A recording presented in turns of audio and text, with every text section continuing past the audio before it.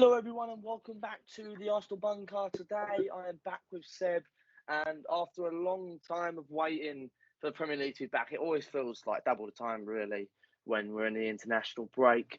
But we're back with a preview, and obviously I think since I've started this channel, this is probably easily our biggest preview yet. Massive game, obviously, as we all know, against Liverpool away. Probably the toughest fixture you're going to get in the Premier League, I'd say. That or Man City away, I think, is the toughest fixture you're going to get in the Premier League. But listen, just before, and I mean, usually I wouldn't do this, but the thing is, the Arsenal boys are booming. So just before we get on to Arsenal, let's talk about the international break. So obviously England played 2 games. In the first game, we saw something that, even though, I mean, you're older than him, but even though I'm younger than him, I felt like a proud father when I saw Smith Rowe go onto the pitch. What about you, Seb? How did you feel about that? Yeah, it was really good, and it's so great to be seeing our Arsenal boys back in action with England, because I remember the last World Cup, we only really had Danny Welbeck the last World Cup, and the World Cup before we only really had Jack Wilshere. So what I've always said is that I always want some more Arsenal players playing in this England team, because it does make it feel a bit different and more exciting. Yeah. Seeing all those Spurs or Man United players, I didn't really like seeing it, but yeah, it's great to see them again. And we potentially got 4 that stand an excellent chance of going to the next World Cup. Yep, definitely agree. And then obviously the San Marino game, Smith Rowe's first start goal, and Saka obviously got a goal as well. And I believe Smith Rowe got an assist, or Saka got an assist. They both got an assist. They both Saka's assist was own goal, and Smith Rowe, yeah, he got an assist. Yeah. So very good game. So obviously people are going to go, oh, it's only San Marino, but listen, it's an international goal, and it will mean a very good amount to them. But very good, convincing. Obviously, one that'll be quiet. One thing, it's only San Marino, a Ramsdale clean sheet. So just like what he's doing at Arsenal, and then obviously the one all Arsenal fans are sitting there going, how on earth has this been? Who's made this decision? Was obviously the Ben White not being picked. It's not even the fact of how good he's been playing, it's how poor the others have been. For example, Tyrone Mings, like the amount of goals and the games losing. I think Villa have lost 5 games in a row, maybe 6, and like they're doing terrible this season. And I just sit there and I go, Ben White has kept about 3 clean sheets from the last international break. What more did he need to do?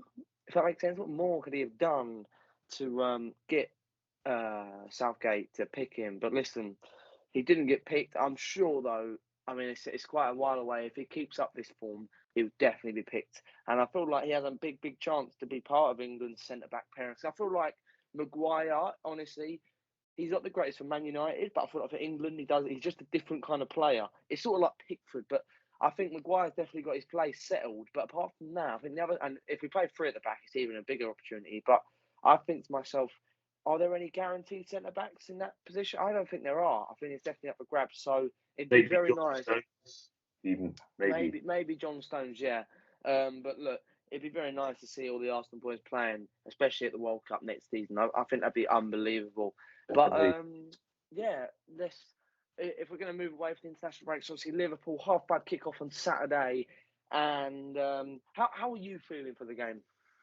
Excited, to be very honest with you. Usually when we go to Anfield, I'm not always feeling excited, because we've done very badly there over the last 5 visits, conceding at least 3 goals in that time. But yeah, I'm excited, and it's going to be a test for Arsenal. And I honestly think this, and as well as the next couple of games at Man United, Everton and West Ham, we also have them coming up.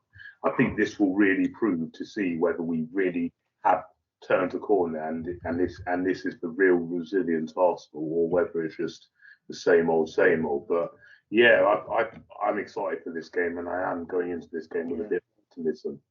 Yeah, I definitely do agree, but I'm wary, because Liverpool are still a very good team. It's going to be tough. Yeah, and one thing I do want to say is, so it goes either way though for me as well. If we lose against Liverpool, I don't want people to sit there and go, it's same old Arsenal. I don't want people to do that. But then at the same time, if we win, we'll look at it and be like, maybe we have turned a corner, but we still can't get too excited. we still have to keep ourselves level because maybe Liverpool play. It's just you've got to look at things. Obviously, we've got to see how the season goes, but like I just think people need to be level-headed on this result, no matter how it goes. Because if we get absolutely smashed again, if we absolutely smash, then yeah, I understand. But if we lose, let's say 3-1, maybe. I'll sit there and I won't be like, oh, it's same old Arsenal because Liverpool are still debatably the best team in the Premier League and then probably like top 5 in the world. Still want us to go over there and try and win the game and try and oh yeah, absolutely. Absolutely. But we all know, we're not stupid to know, they are the best team. No, they've got some of the best players in the world in that team and they're a better team than Arsenal. They're a better team. Yeah, Let's be real about it. They're a better team. On paper, they should beat us. They've got the best centre back in the world, and they've got currently the best attacker in the world. So, but then once again, that's not an excuse to play poor. If we play poor, I'll still sit there and be like, why are we playing poor? Come on, you've got to go for it. I think the aim, we have to say, don't concede early. Don't concede early. Whatever you do. And I feel that's what kills us in a lot of games sometimes. Or and especially like Man City this year. You always, whenever Arsenal play at the Etihad, that's the one thing I always say. Just don't let them score like 20 minutes, 30 minutes in maybe. Just try and keep it at a level thing. And we rather make a mistake or we concede like 10 minutes in. And I feel like if you do that, then you allow them then to have the game. And then the game's theirs and they can keep control of it. And I don't know how many times Arsenal have actually been down. I think it's only once where Arsenal have been down and then came back and won the game with Arteta in charge. Well, I heard it's not the best of that, but I don't know. Yeah. I don't know that exactly that bit. Yeah. But we don't usually do well when we go behind. But yeah. I think I'm going to have to do my research with that one to see if we have done it. Mm-hmm. Yeah. But yeah, once again, I'm optimistic, but I'm nervous, but I'm excited. I'm everything really, but I think it's good that Arsenal fans are excited for the game and up for it. It shows, and I think a lot of people are looking at us now, and we are sort of turning a bit of a corner right now. We are changing our DNA as a club, and I don't know if you did see. I think Edu spoke yesterday or today, like to the Athletic, and obviously right now we know we're not the finished article, but it looks as if the way he's talking. This window was about sort of building the foundations to a big squad, a great squad, and then next summer sort of time is when we actually add the quality players. Obviously, Vlasic is the name going around right now. I know there's a lot of rumours about his agents not like dealing with ours and not wanting to deal with ours and that. But listen, Arsenal is still Arsenal Football Club. No matter what you say, we're still a massive club, and if we are at top 4 at the end of the season or near it or winning trophies or competing in the big things, then you would want to join us. I think we've got such an exciting project right now and a lot more than what people think in terms of like you look at the Premier League team, because I think right now we're probably the 4th most convincing team to go to in the Premier League really. Maybe West Ham as well, but obviously Chelsea, Liverpool, Man City, I mean, if you're a player, you're going to join them over anyone. But I think Tottenham, yeah, they have Conte, but they've still got a long way to go. And obviously, Conte isn't a project manager, you'd say. No, He's a 1 to 3 season manager, and he's gone really. And then you've got Manu. Obviously, they've got Ole, and they've still got a lot of problems with the club and the fans against the owners and that. Obviously, we ain't as close as our owners, but right now we're on the pitch and around the club. We're starting to see what direction we're moving in, and I just think we've got something really good going for us. And I feel like if we can add just some world class or some next to world class players from in that team, just a couple here and there, honestly, we are a massive threat to the Premier League. And people will laugh at us, but we really are. But we also do have to stay on the ground. Let's remember that. For example, people getting very excited about Ramsdale, and I love Ramsdale. I'm so excited to have him. But let's remember, he's played 10 games. 10 games. It's all or 11 or 12, however many games. It's about 10 games. And before that, what else did he actually have on his CV career to say, this is me. I'm a great keeper? Nothing.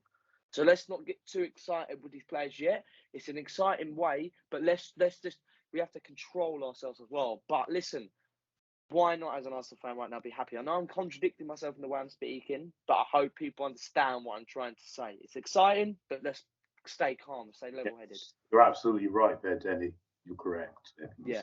Anyway, so let's get into our predicted 11s, and I feel like I say this every single week. I feel like the back, well, I think the goalkeeper, Ramsdale, obviously, it's Tomiyasu, it's White, it's Gabriel. Right, left back now, so Tierney is clearly fit, he's clearly ready to play. Who do we pick? I know who I'm picking here. So do I. Who are you going for? Tierney, because okay. because I don't really want Tavares going up against Salah. I think Tierney can deal with him better. In this game, we should have Tierney. I think it would be a mistake if he goes to Tavares and he proves it wrong and it works out perfectly, then fine. But I just feel for this game we have to have our first 11. The thing I want to say as well, just quickly, I feel like, and this is why I want the fans to have a level head at this, because I know what will happen if we lose at the end of the game. If we pick Tierney, people will go, Tavares was doing so well, why do we drop him? If we pick Tavares, we'd be like, oh, but Tierney's the more experienced left back. So no matter. I think they're both right decisions to make, but they're also both wrong decisions to make. So let's just look. I think I personally picked Tavares, and when people say about Tierney and this Salah thing, and I maybe Tierney is a better defender than Tavares, but you've actually seen over these past couple of years Tierney playing against Salah. He's got ripped open quite a lot, and Tierney ain't good with stopping the crosses. He only did it one. He only in that last game when we beat us at the Emirates. That game he was poor, but the 3-1 game at their place as well. No, actually, thinking about that, no, Tierney got subbed off that game. Yeah, but the game at Anfield when they beat us 3-1, the first 2 goals were his fault because he let that. That's one thing. I love Tierney, but that's the one thing he does that does my head in a bit. Lets that cross in. He does let crosses in too easily for me. But the thing with Tierney, I just think his biggest weakness is marking. I don't really feel it's marking. That's fair enough as well. Dodgy, yeah. And then we go on to the midfield. So I think Thomas Partey. Arsenal obviously tweeted about half hour ago the injury updates, and apart from Kolasinac and Xhaka, they said the whole team's fit, which means Thomas Partey is fit for the game. He's going to be in there, obviously, I think. The question is, do you play Sambi next to him? Yes. Or, okay, you're going Sambi. I'm going to go Sambi as well. I actually saw a few people saying today, and I kind of do understand it. People saying maybe put El Neni in, because when you're at Anfield, you don't want to... Sometimes, and if you remember correctly, actually in the Community Shield, El Neni was quality. Absolute quality. Because at the end of the day, he just keeps it calm. He doesn't lose the ball. Even though he might be the most boring player to watch, he doesn't lose the ball a lot. And, it's like, I'd rather Arsenal not lose the ball all the time sometimes than do it. But I'm going to still go Sambi, because I just think Sambi he wants the ball wherever he is. And he can express himself. He can play here. He can do this. He can do that. He's a very exciting player.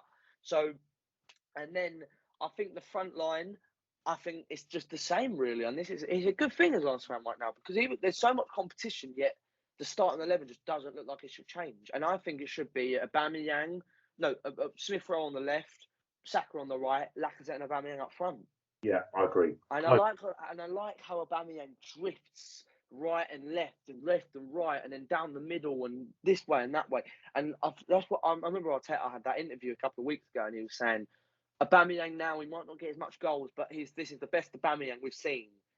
And I do agree to that, because he offers so much more, and he lets the team play, because I feel like sometimes we always go, oh, Aubameyang needs to score, and it just put us in bad positions, because if Aubameyang ain't there, nothing works. But now it's the team works with Aubameyang, which is very, very good, even though we do... get what you're saying there, that the main job as a striker is to score. Yeah. That's fair enough, but then I think the game technically has changed now in a way of, like, the way you can open up play and sort of do things that not many people can do with it. It's how clever you are, and we all know Aubameyang is a very clever striker, and like his movement and stuff like that. So I think that's the team. However, honestly, I can for some reason see him, Arteta maybe putting Odegaard in the team over Lacazette, maybe. Is a possibility. Because once again, Odegaard, not even though he can create a bit, we all know as well he is a safe player. I prefer. I'm going to ask you this question: do you prefer Odegaard in a number 10, or do you prefer him in the more deeper role? Because I actually think he could be better in the more deeper box to box. Yeah, it's tough. I don't know. I still want to. Better in that position. The problem is with Odegaard right now, and he said it in his interview, like he's not playing. It's frustrating, but the team's doing so well. He doesn't get into this team right now. It's simple, but I would understand if Arteta picked him because he's not one of them who's gonna play that ball that's going to lose it and in a dangerous position. He keeps it safe a lot. He does keep it safe. And I remember against Leicester, we brought him on and we couldn't get control of the game. He comes on, doesn't score, doesn't assist, but he keeps the ball for Arsenal, and then we can breathe, we can calm down. In the 5 minutes, he kept the ball. Yeah, exactly. And that's literally it. But that's the team. Seb, very tough question. What is your prediction for the game? 1-1. 1-1. I think we go there. Something. I think we can. Very good. About time as well. I'm gonna go a bit confident. I think it's gonna be 2-0 Arsenal. Oh no, that is bold. You're boxing clean sheet as well. But I just want to say though, if I'm being completely honest, I think it'll be 2-0 either way. Honestly, I think it'll be 2-0 either way. I think Liverpool are going to win 2-0 or Arsenal going to win 2-0. But because I love the Gunners, 2-0 Arsenal. Yeah, good. So hopefully, I'm praying. But if we draw, by the way, I'll be happy. I'll be happy with a draw. Oh, I'll be happy with a draw if we've at least played well and tried to win the game. Even though I agree, sometimes to play well against Liverpool, you've got to be unbelievable. And maybe we're going to play terrible, but if we can just scrape that draw against Liverpool, I'll sit there and I'll be like, you know what, our team ain't as good right now. We'll take the point, we'll go home, and we'll take that point and we'll leave. I'm so excited to be going. I'm so excited for it. I cannot wait for this going one. Up to Anfield? Yeah. Oh, absolutely lucky. Can't wait. You should have time up there, mate. Those are noise. I definitely will, and I cannot wait for this one. Thank you, everyone, for watching this preview. If you did like it, make sure to leave a like. Also, comment down below what you thought of the video. Subscribe to the channel if you are new, and I'll catch you in the next one. Thank you very much, Seb. Come on, you Reds. Come on, you Gunners, more like. Come on, you Gunners. Yeah.